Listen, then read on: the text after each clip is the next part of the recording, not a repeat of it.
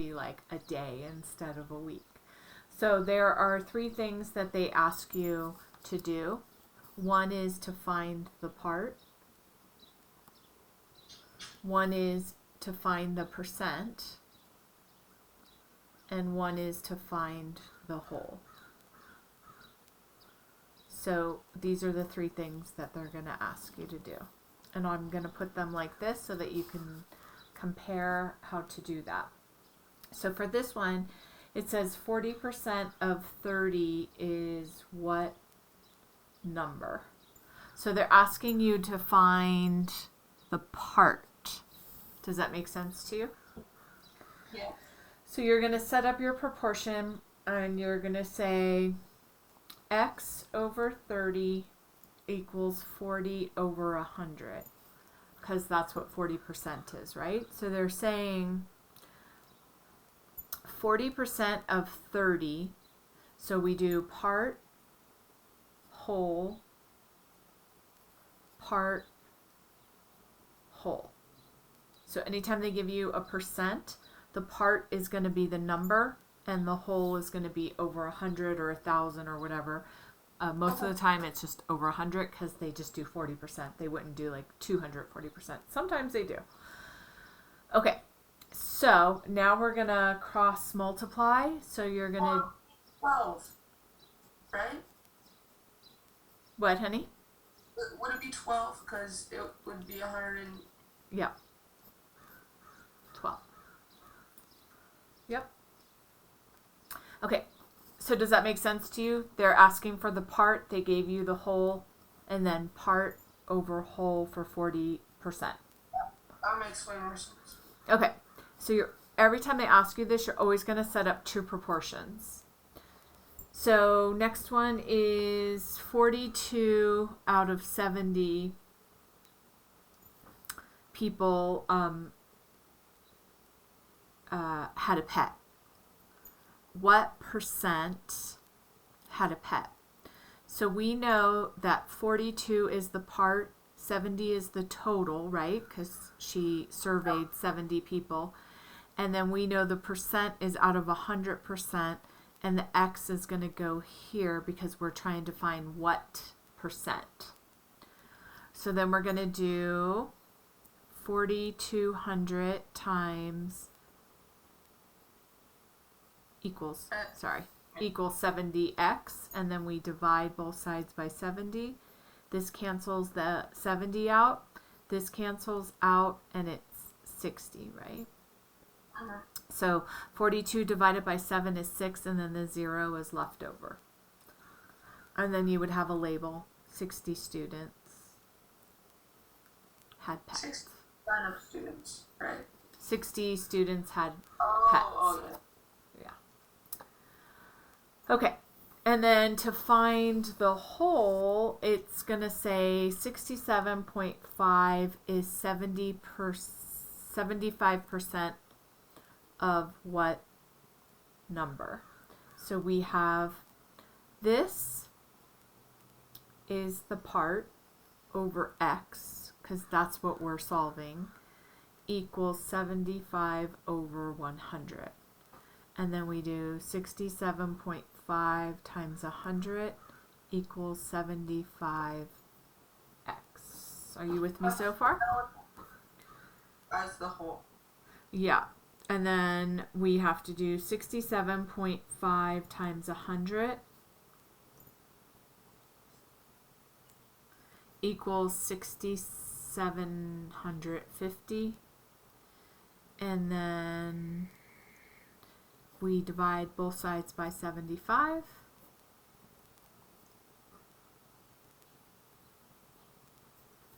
So how do you know that it's 100 though? Because it's 75%. So anytime 5% of like 1,000 or something. So 75% is over 100 always. If you had 240%, then it would be 240 over 1,000. Or if it was even 101%, then it's over 1,000. Okay. And I'll show you how I know that. So to change this to a decimal, we always take the percentage sign off and we move the decimal 2 spots over, so it becomes 0.75. And then wherever this ends tells you what the denominator is. So this is the tenths and this is the hundredths. So the number gives you the numerator, and then wherever it ends gives you the denominator. So it ends at the hundredths. Whereas 240%, we would take off the percent, move 2, and it would be 2.40, which is 2 and 41/100ths, or 240 over 1,000, because this is a whole number, right? Okay, so that's how we know the answer. So this is important to have written down. So if you did not write it down now, because you want this as a cheat sheet. When you see a problem, you'll know how to set up the proportion. And then I'm assuming that you did not write it down, so I'm actually going to continue teaching. You can mute me until you're done writing it all down, and then I will continue teaching. Okay, I am going to just do a quick perimeter and area review, super quick. So we have a rectangle. Perimeter is 2 length plus 2 width, or you just add all the sides together. Can you just move that? Well, I'll just take a screenshot of this and then I'll just print it out. Okay, perfect. And then area is length times width. For a parallelogram, that's a bad parallelogram. Let me make it better. Don't look at this part right here. It is perimeter equals 2a plus b, or you can just write it as 2a plus 2b. And then perimeter of a square is 4 sides, where s is sides. So 4 times side. And then a triangle is, this is A, this is B, this is C. You would just say P equals A plus B plus C. Okay, circle. We have diameter is this whole part right here. Radius is half of the diameter. And when you measure the circumference, it means the area around the circle. And this part right here is just called the center. It's the center point. So for circumference of a circle, it is pi times diameter, or if they give you the radius, it is 2 pi r, and you would use almost always 3.14 for your pi, but we have this fancy thing on our calculators, and hopefully you have a graphic calculator or something that... Hopefully I what? Hopefully you have a nice calculator that you could use with a pi sign on it. So right here is my pi sign. So I would do 2 pi, and it would put in the 3.14 for me, basically. But if not, suppose you didn't, and our circumference, say our diameter was 6, then we would do 6 times 3.14, or if your calculator has the pi, you would just do 6, and then the pi sign, and it would put it in for you. So that is circumference. Okay. Area of a rectangle. So right here we have the perimeter of a rectangle. We did the area, its length times width. Area of a parallelogram is base times height, where this is the base and this is the height right here. Area of a square is side squared. And then area of a triangle is 1/2 base times height. Comprende, muchacho? Yes. All right. Area is of a circle is pi r squared.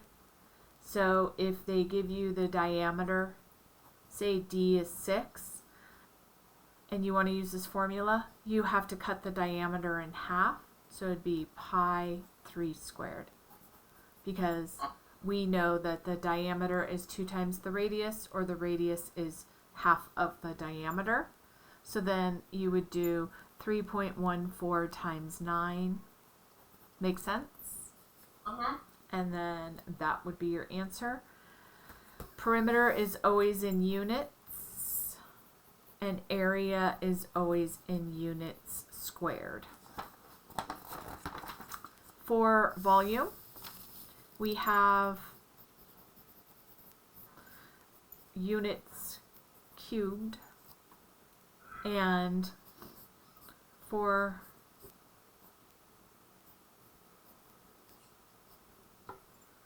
a rectangular prism,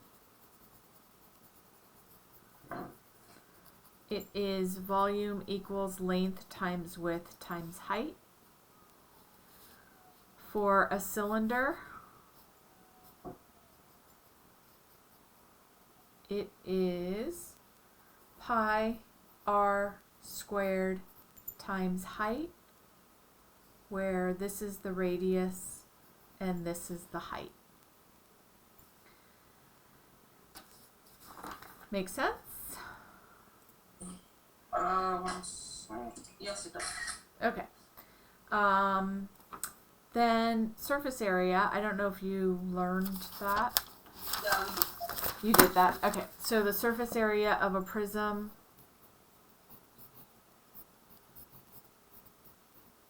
here's the width, here's the height, and here's the length. Surface area equals 2 times length times width plus 2 length times height plus 2 width times height. So remember, surface area is what the shape would look like if you unfolded the box. So that's why we're doing length times width, length times height. And there's 2 of each. Yes. And then 5 almost. Yep. And we're looking for, volume is always looking for what's inside of the box. So perimeter is the area around something. Area is the inside of something. And then volume is, we have a 3D shape that you can put something in, and it's the inside. So it does differ from area, because area is a flat surface, like soil. Like if you're going to build a fence, the area around the place that you're building a fence is called the perimeter. Then the space inside of the fenced area would be your area. And then if you had a box, it would be how much stuff you could put inside of the box. Surface area is when you unfold it, how much space would it take up on your table? Does that make sense to you? Yeah. All right. I'm not that great at doing this one. Not a good sketch artist there. Okay, so this is, say, 8 centimeters, and this radius is 3 centimeters. Our formula is way more complicated. It is 2 pi r height plus 2 pi r squared.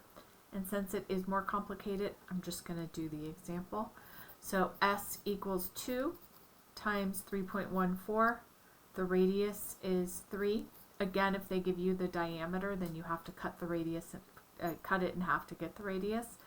And then my height is 8. And then that is together with plus 2 times 3.14. My radius is 3, and that is squared.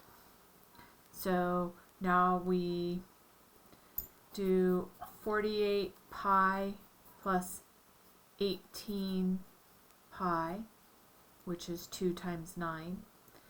And then you would just do 48 plus 18 times 3.14. So 48 plus 18 times 3.14 is 207.24.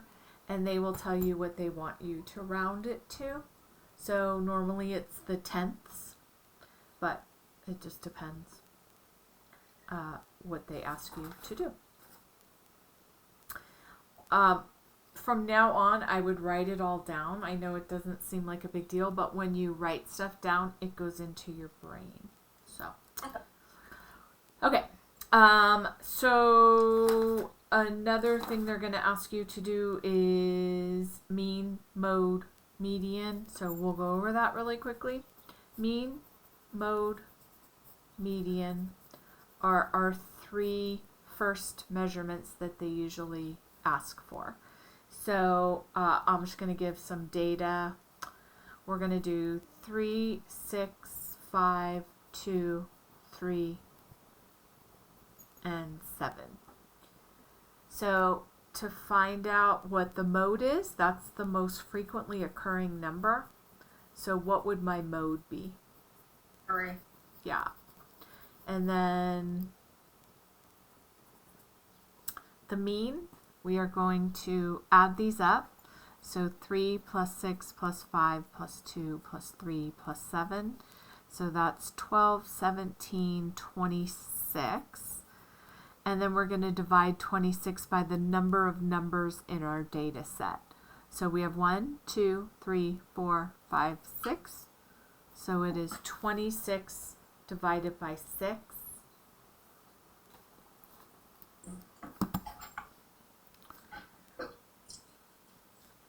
It is 4.33. So that is our mean.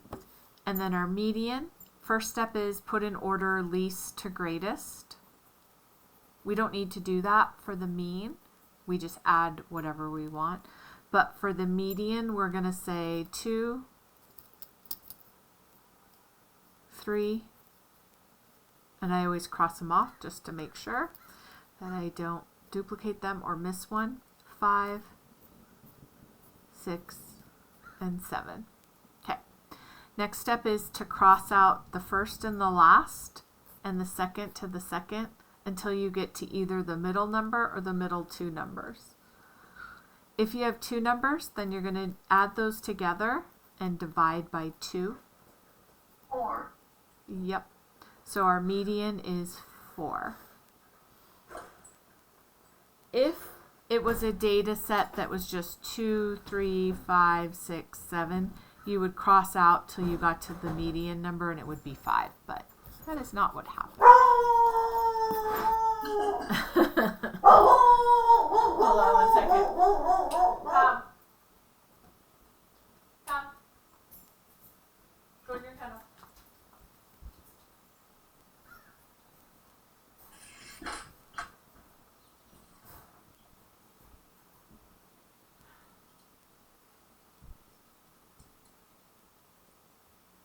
They're working on the place next door, so Bear thought they were coming in to murder his mom. Okay, the range is the largest number, so the greatest number here is 7 minus the smallest number. So 7 is my greatest. My smallest is 2, and that means that our data ranges over 5 points on the number line. the difference between the largest number and the smallest number is 5. Okay, so those are usually what is asked for, but in high school, they level it up. So you're going to also find out Q1, Q2, and Q3.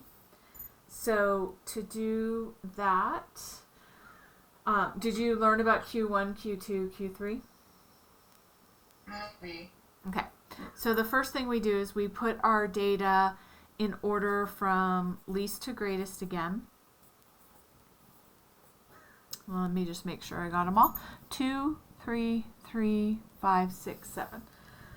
Awesome. Okay. So now we are going to do, basically we know that our median is right here because we already, or the mean, sorry. Here's the median is 4. So we already know this is the median because we already figured it out.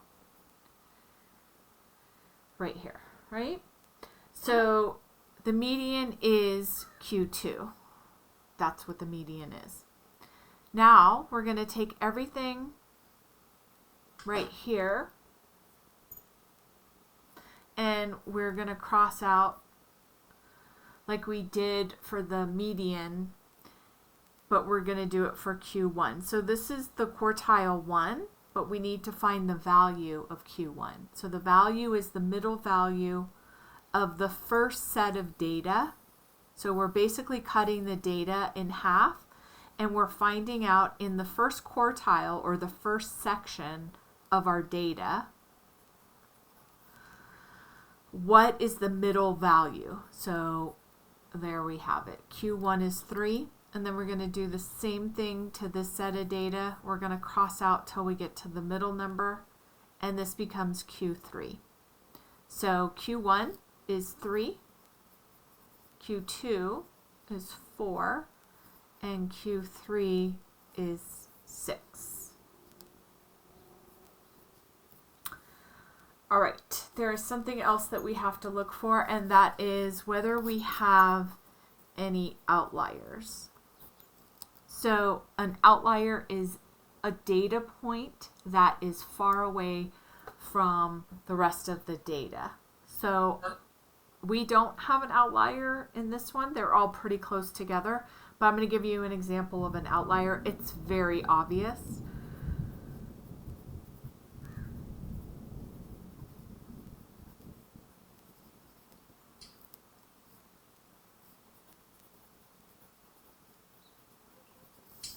So see if you can find an outlier.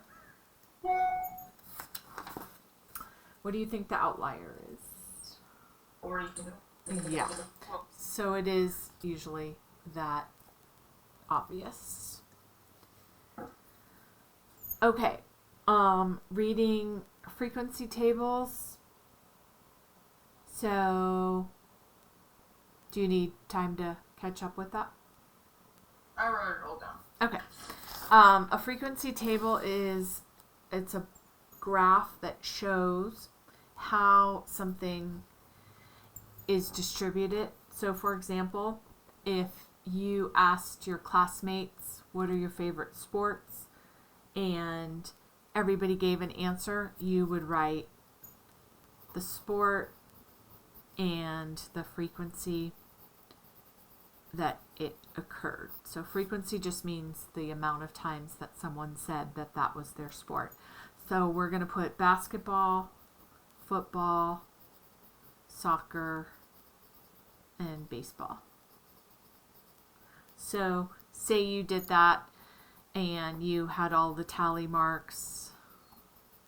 I'm just doing it quickly because we don't really have time to do all the tally marks, and say it turned out that there was 15 people that liked basketball, 25 people that liked football, 18 people that liked soccer, and 21 people that liked baseball. You could take that data and make a bar graph where you say, here's the sport and here's the number of students. Here's basketball, football, soccer, and baseball. And you would make a bar graph. Yeah, we did this. Yeah. So that is a bar graph. A histogram is when you usually use it when there's an age range. So like they're using age of presidents, 40 to 44, 45 to 49, 50 to 54, 55 to 59, 60 to 64, 65 to 69. And then you would do a bar that showed the number of presidents in that age range. It's science and not math. Yeah, I mean, it just depends on your data. So this would be weird because there's not been that many presidents. So if you did it like this, it would just be a lot. It would be a waste. So sometimes when the data, there's not that many. This is 2, and this is 7, and this is 13, and this is 12. And this looks like it's hard to read. Their graph is 7. And then this one looks like it's 3. These aren't enough to really, So you just choose what makes sense so that the data looks good. So suppose you've seen these before, right? Yeah. So 40, 41, 42, 43, 44, and then do you see how it's not really showing that much? That doesn't really make sense, right? So they just said, let's just group it together, and that's going to make more sense. I lost track of how many I did. 1, 2, 3, 4, 5, 6, 7. So instead of going, there was one president that was 49 and one that was 44, 45, 43. That doesn't really, it doesn't really tell us anything. It's all scattered out. So this tells us more that even if we combined it, there'd be 7 presidents from 40 to 49. So we can see most of the presidents were between 50 and 59. That's easy to see. This, it would be harder to see that. So, it's whatever. Sometimes they'll do line graphs. You've probably seen that before. So line graphs are good like when you're doing like rainfall or something. February, March, April, or like the COVID virus, they used this line graph because it shows like this. And you can clearly see what happened in January and February and March and April. So this is good when you're doing stuff like that, where you're doing it over time, like over years, amount of rainfall from one year to the other, right? And then stem and plot. So we have our stem here and we have our plot here. So say we had a whole bunch of random data points that we had to make sense of. You would put the stem, which means this number right here. And then